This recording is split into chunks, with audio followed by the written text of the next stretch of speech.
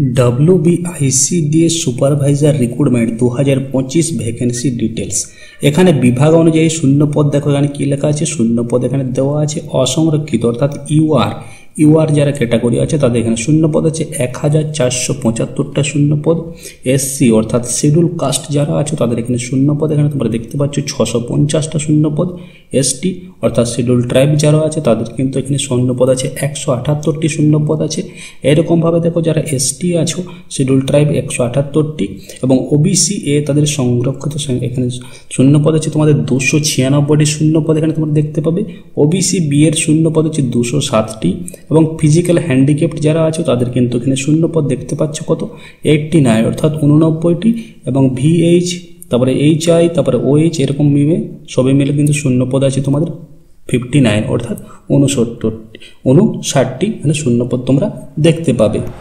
এই রিক্রুটমেন্টে তোমরা যদি অংশগ্রহণ করতে চাও অর্থাৎ তোমরা যদি অ্যাপ্লাই করতে চাও ICDS সুপারভাইজার রিক্রুটমেন্ট 2025-এ আবেদনকারীর বয়স তারিখ অবশ্যই নিয়ম অনুযায়ী কত হতে হবে 18 বছর থেকে 39 বছরের মধ্যে তোমাদের কিন্তু বয়সটা হতে হবে। যেখানে তোমরা বয়সের ছাড় পাবে যারা এসটি আছে এসসি এবং এসটি আছে তারা কিন্তু 5 বছরের বয়সের ছাড় পাবে এবং পশ্চিমবঙ্গে যারা ওবিসি আছে নন ক্রিমি লেয়ার তাদের কিন্তু প্রার্থীদের 3 বছরের বয়সের ছাড় দেওয়া হবে এবং প্রতিবন্ধী পিডব্লিউডি ক্ষেত্রে হচ্ছে বয়সের ঊর্ধ্বসীমা হচ্ছে 45 বছর অর্থাৎ তোমরা এখানে কিন্তু যারা 45 বছর বয়স পর্যন্ত তোমরা কিন্তু এখানে অ্যাপ্লাই করতে পারবে। এসসি এসটি ওবিসি এর ক্ষেত্রে কোনো শিথিলতা প্রযোজ্য নয়, অন্যান্য রাজ্যে চাকরি প্রার্থী সাধারণ প্রার্থী হিসেবে বিবেচিত হবে।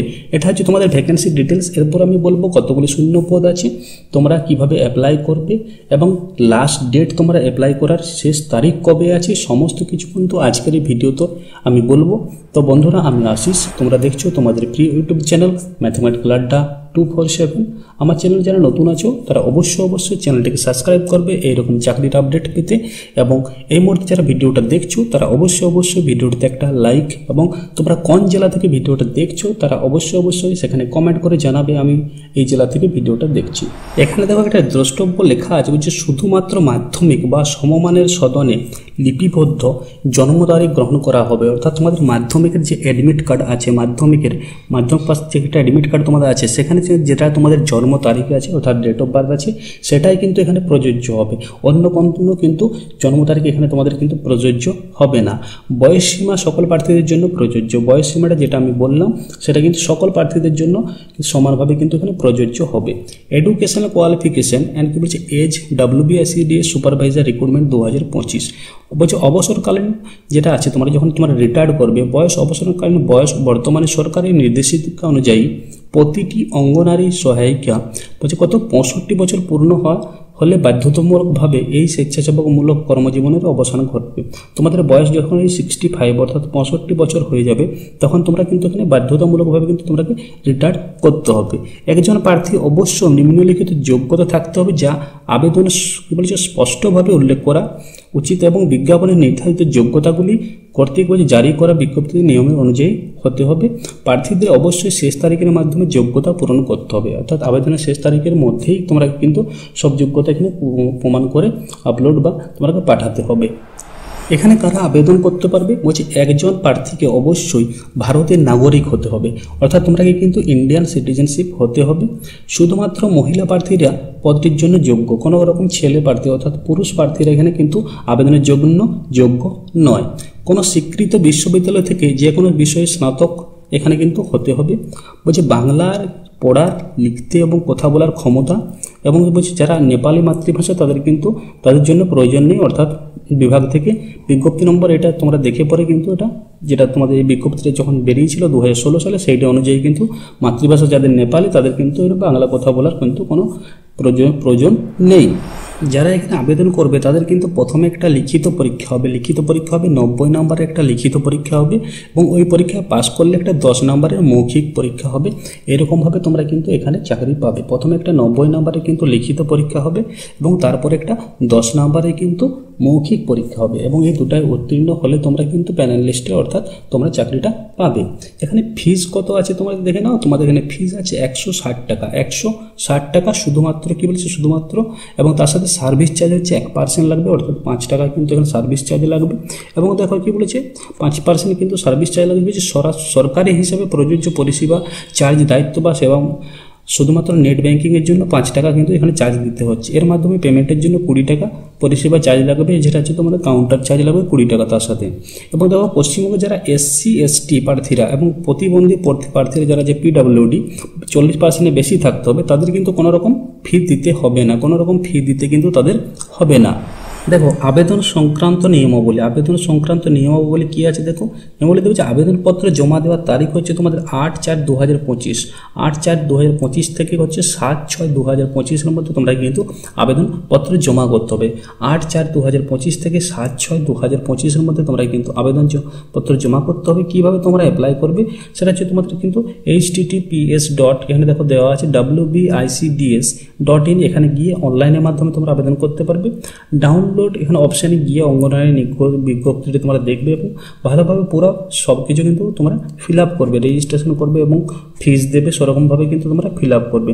অনলাইন আবেদন শুরু হবে যেটা আমি একটু আগে বললাম 8/4/2025 এবং শেষ হবে 7/6/2025। ফি তোমাদের যে টাকার লাস্ট ডেট হচ্ছে 7/6/2025।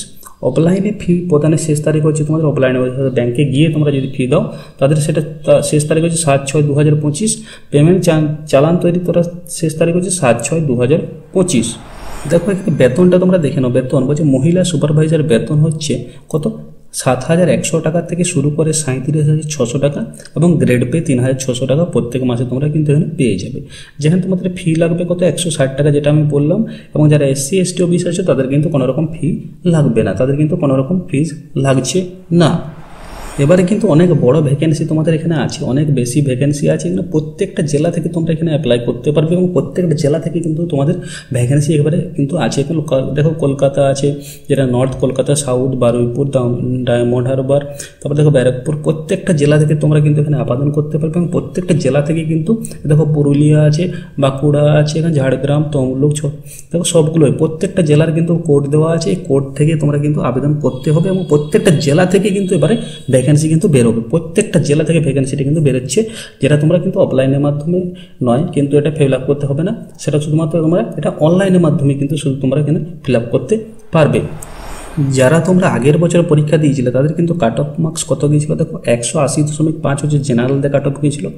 দেখো এখানে লেখা আছে ওবিসি এর কাট অফ গেছিল কত 156.5, ওবিসি বি এর গেছিল 180.5, এসসিদের কাট অফ গিয়েছিল 164, এসটিদের হচ্ছে 132 এবং দেখো পিএইচ যারা ক্যান্ডিডেট আছে তাদের কিন্তু কাট অফ গিয়েছিল দেখো পিএ এলডি সিপি তাদের হচ্ছে 147 কাট অফ গিয়েছিল, পিএইচ ভিএইচ তাদের গেছিল তোমাদের হয়েছে কত 68 এবং দেখো PHHI এর গেছিল কাট অফ কত 83 কাট অফ গেছিল এবং MSP এর কাট অফ গেছিল 148.5, যেটা হচ্ছে তোমাদের আউট অফ কত 400 মধ্যে কিন্তু এই কাট অফগুলো গেছিল, 400 মধ্যে এই কাট অফগুলো কিন্তু তোমাদের গিয়েছিল 400 মধ্যে।